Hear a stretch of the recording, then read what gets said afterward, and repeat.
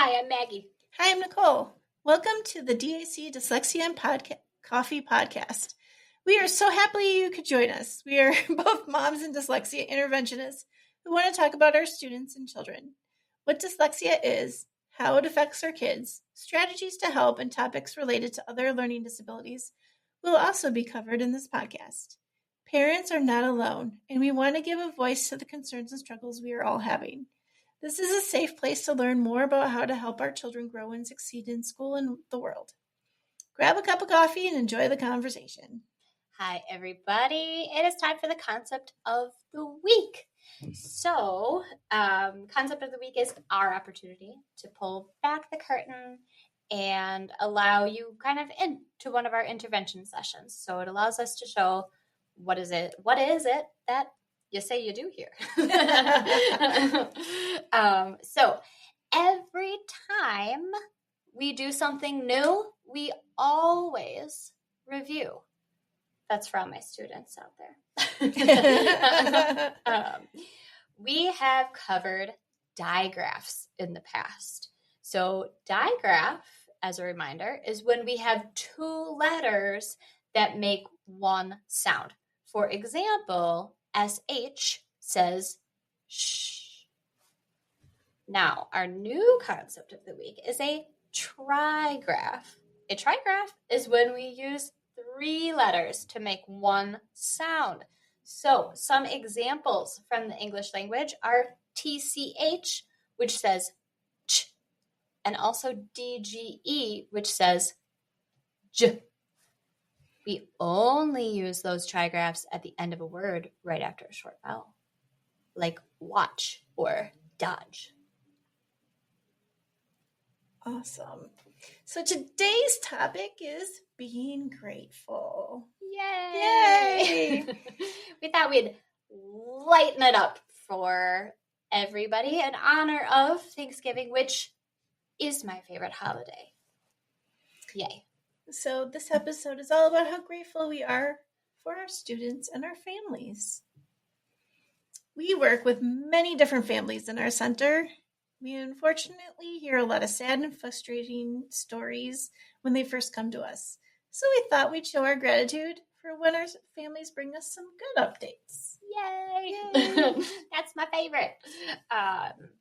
First on my list is when we graduate a student from the program. This can be really emotional because often we spend multiple years with our students. I recently, actually, as we record this was literally last night. So I recently graduated a student who I had been working with for almost 5 years. This young lady started working with me when she was in first grade. She didn't even have all of her letters. She did not have any of her vowel sounds, including any short vowels.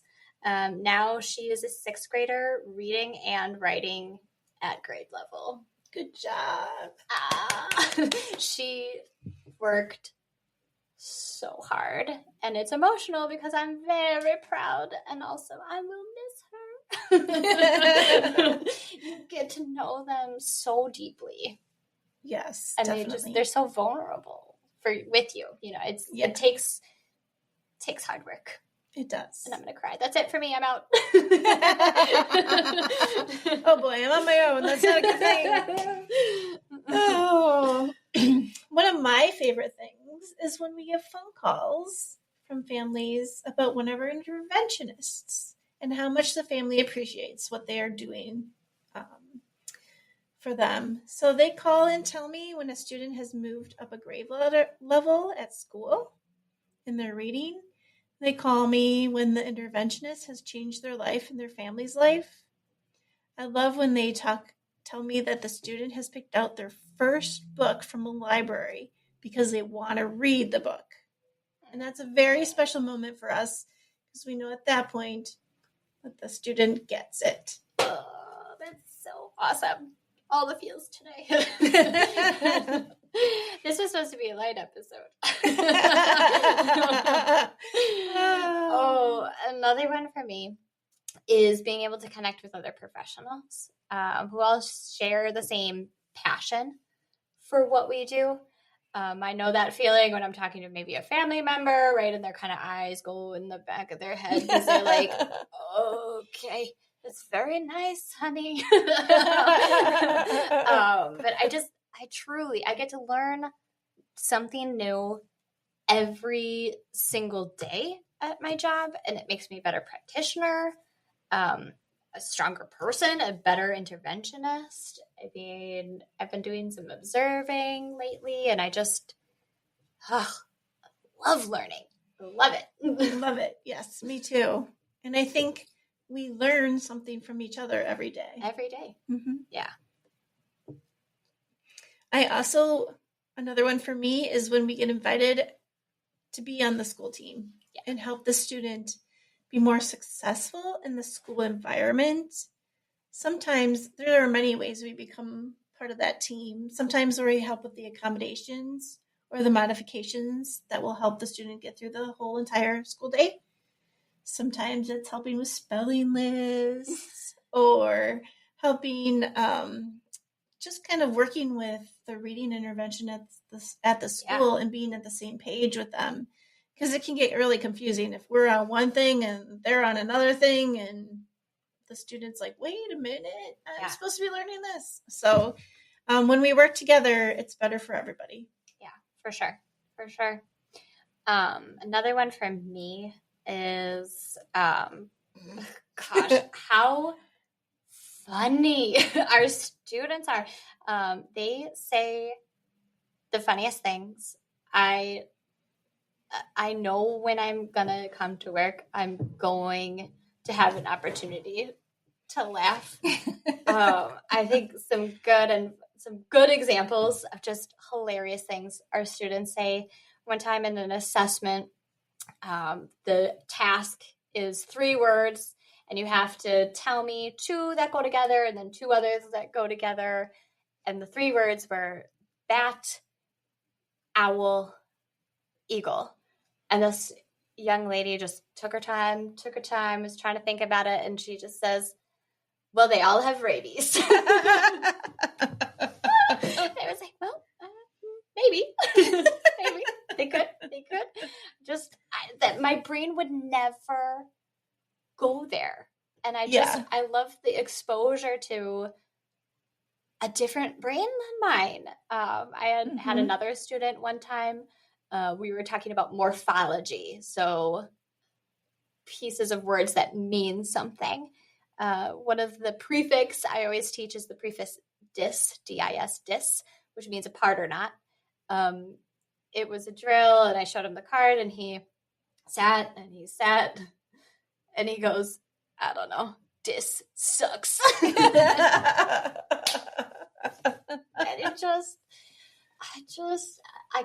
I can't say enough funny. This could be an entire episode, but man, I love their brains so much. I also love sometimes when the student is trying to avoid doing something that they don't like. Yes. And they come up with the funniest ways to do it.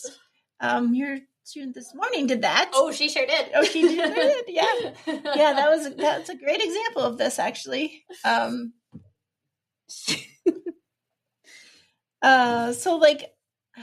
Sometimes they argue with us how much they need to write. Like, when I have a student that I'll say, okay, we're going to do 4 sentences today. She goes, I'll do 1 word. That is not even comparable. Sometimes they're so good at negotiation, though. Like, okay. Yeah. Okay. All right. And then you just have to give, like, all right, you got me. Yeah, you got it. I mean, you use that in the correct way. I'm very proud of you. Yep. I also had a student say, well, I don't need to know about contractions. I'm in school and I only do formal writing. Because we were talking about how contractions are informal writing. And so she's like, well, but I'm in school and we always do formal writing. And I'm like, well, but you might read a book that has informal writing in it. And She's like, oh. But that was a big argument for us that day. Oh, yes. She didn't, yeah. I don't have this in my time on our outline here, but also just the tangents. Yes. The amount of silly stories that I know about my students that really have nothing to do with reading at all, but they're just so gosh darn funny, and I think kind of they feel like they can be funny in here, and that I think is the really part that brings me the most joy. It means that they're comfortable with us. That's right. And they know that we accept them for who they are. That's right. I mean, when a kid can make a mistake reading and then laugh about it, I don't know that I always appreciate how hard that is for a kid. Yeah. You know, to be able to make a mistake and then for it to be okay means that we've done the hard work of building all that trust. Because that's often not their experience in school. Correct. They get the opportunity to let it loose a little in here. Maybe sometimes too loose. But then we bring it back. Gotta bring it back a little bit sometimes. Yes. Yeah. I had a young man I've been working with for a while who is very guarded. That was just yesterday. He made a mistake reading, and it was a close distractor word, right? So it wasn't quite the right word. It started the same, though, and he just busted out laughing. And I know darn well that 6 months ago, that would have been tears. Yeah. So we've come a long way. Yeah. I don't know. A huge one, too, for me is it is a real honor and a privilege that we get to form relationships with whole families that last multiple years. I have formed relationships with families that might have 2 or more kids that come through our program. I feel like I get to be along for the ride with them, celebrate their wins, listen to them when they're struggling. Like we said, what we do requires a lot of trust. We have to build that trust not only with our students, but also their families. And these students have been burned before if they're coming to our office, and so have those families. Sometimes we even get to meet and know their grandparents. I have aunts, uncles. I've even gotten to meet, I have a family that I see, it's 2 siblings, and they had a nanny from England. Oh, that's cool. That came back for a visit. Oh. And she observed a session because she is a reading interventionist in England.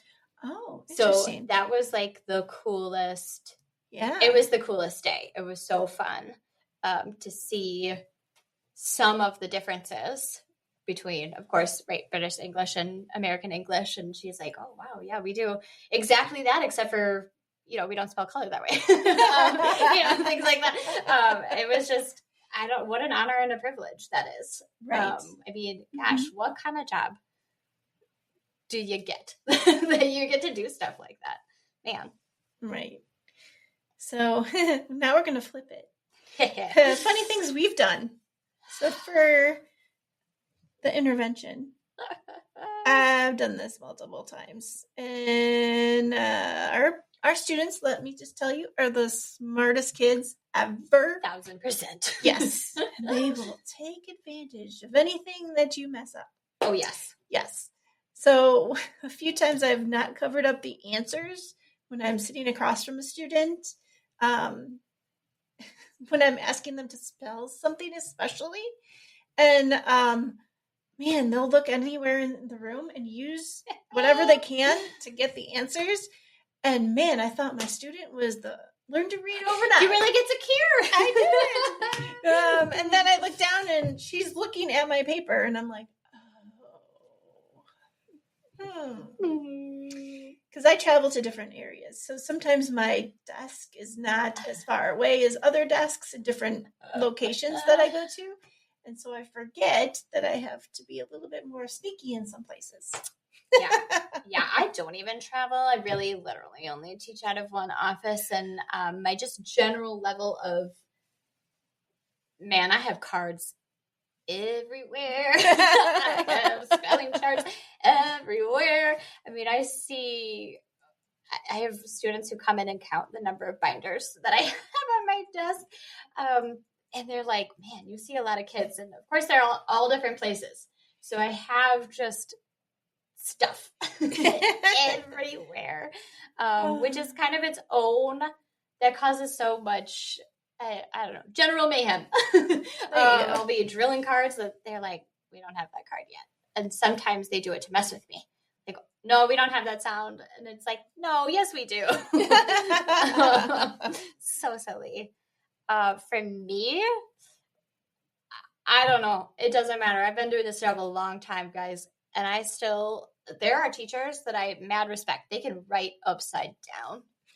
I do not have the skill. It is not good. I don't know why I keep trying. But try to write upside down, and then I had the face is like, I have no idea. What are you trying to write? Because that doesn't even look right. Yeah, like that's not it. Not it. Another thing for me is the cards. We have cards that have all the graphemes, which is the symbols for the sounds that we have in the English language, right? Mine sometimes get upside down, in reverse. Sometimes they see the back of the card, so they see the answers. I'm like, what happened to my cards? They're just everywhere today. I don't understand. Students try to like take them and look at the yes, look at they the do. Oh, it's just yep, this is the good stuff. And I like the negotiators.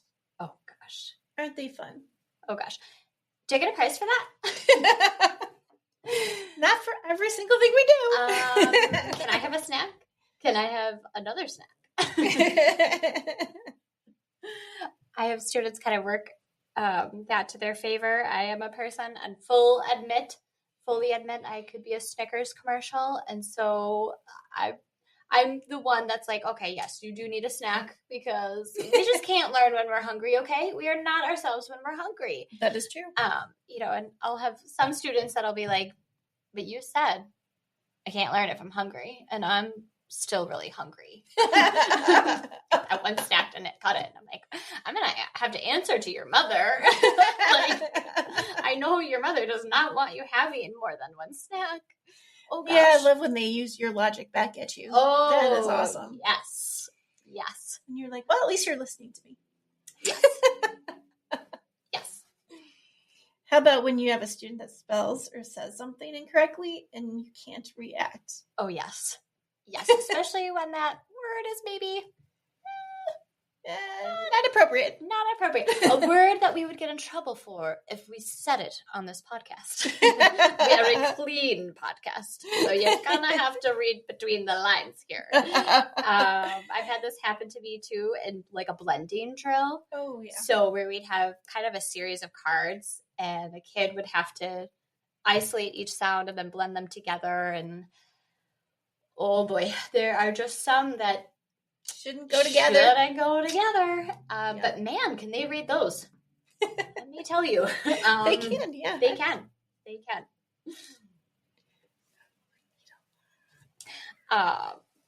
Yeah. I think another one for me, I think to kind of bring it back, like all those silly things.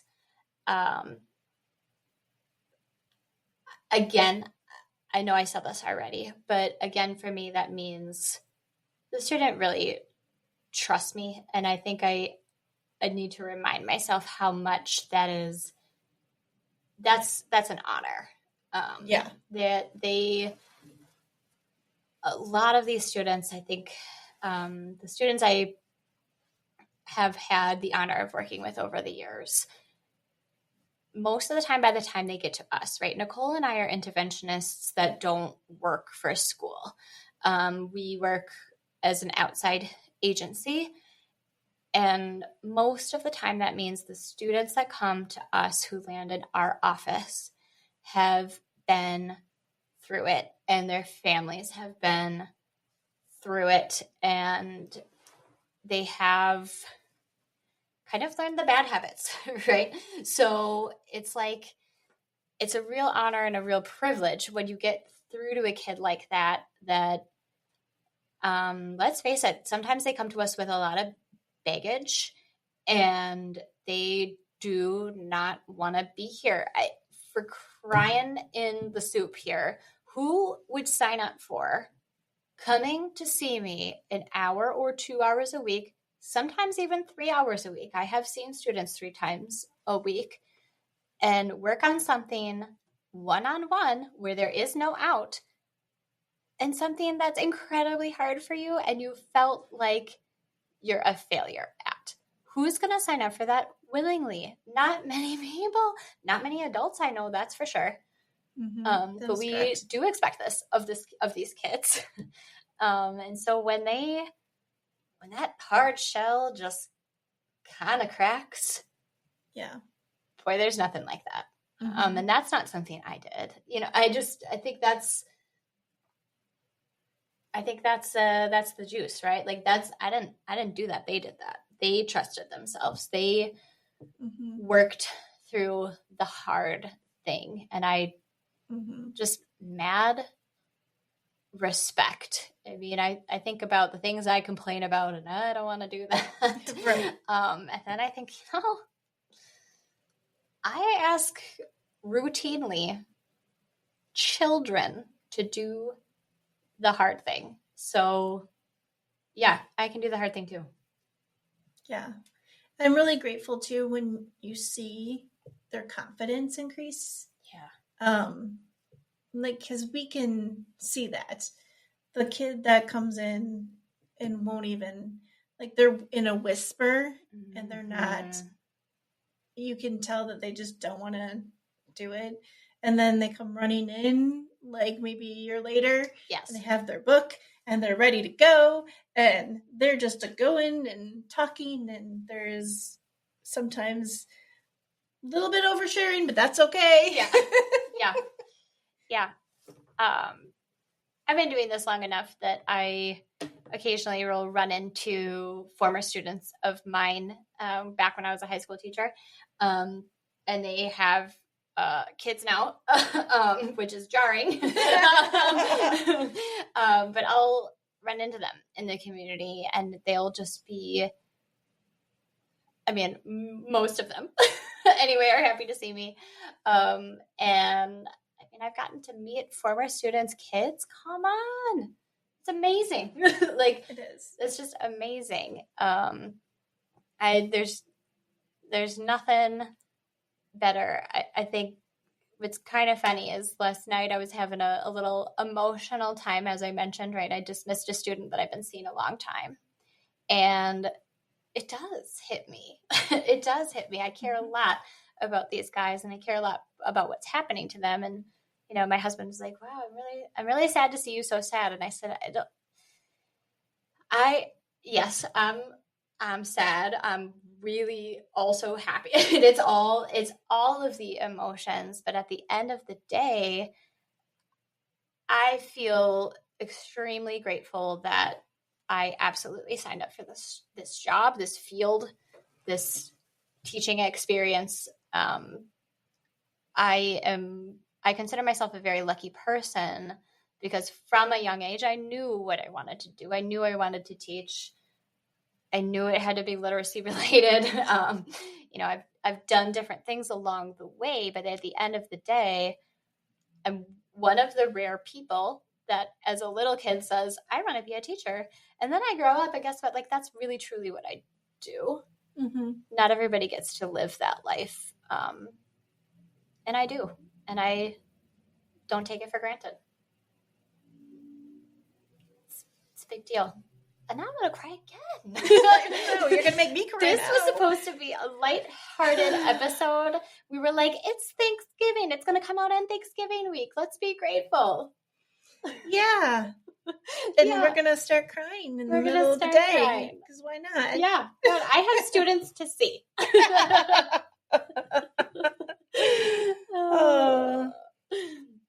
I guess another thing we really want to make everybody aware is we're really grateful for our listeners. We are enjoying being able to connect with you in such a deep way, in deep topics. Building this community is a real honor for us, and we are really glad that you are all along for our ride, because this is definitely not a one and done. It's definitely a long-term ride to go on with us. Yeah. I'm thankful for Nicole for letting me do this with her. This was something I wanted to do for a long time, and I'm grateful to have a boss who says, okay, let's do it. And I'm grateful that Maggie felt comfortable enough to ask, because that's something that I really want from my team, and I'm really glad that they can do it. All the feels. Okay, we got to get to life outside of dyslexia. Okay. Okay, I'm going to end on a pet peeve. Okay. Here's a hard pivot. Okay, life outside of dyslexia. As this airs, we're deep in November, but as we record this, we're not quite there yet, and I have a gripe. A gripe? A gripe. Okay. What kind of gripe? This is the gripe. The gripe is, as we record this, it's Halloween. Okay, which means all the sugar, all the parties, all the things. Then we have regular school day. And then on Sunday, it is daylight savings time. No, thank you. No, thank you. We have just sugared up these kids, got them all crazy. No. And now daylight savings time on top of it. No, thank you. Next week will be fun. No, thank you. There, I'm ending with a pet peeve. I'm actually ending with being very grateful. Personal wise. So as a parent with 2 children with dyslexia, I'm very grateful for the dyslexia interventionists that work with them. My son has made such significant progress. He's almost to grade level and will read independently now without anybody even next to him, which he wasn't doing last year. So oh my gosh, I wanted to end with how awesome that is. That is amazing. That's way better than ending with a pet peeve. Well, we are very, very thankful. If you like our podcast, please follow us on social media and reach out if you have any questions or would like us to discuss a topic. Please be sure to follow and rate our show. Give us a review if the spirit calls on your podcast player. This is how we reach more listeners and help more families. Thanks, everybody. Thank you.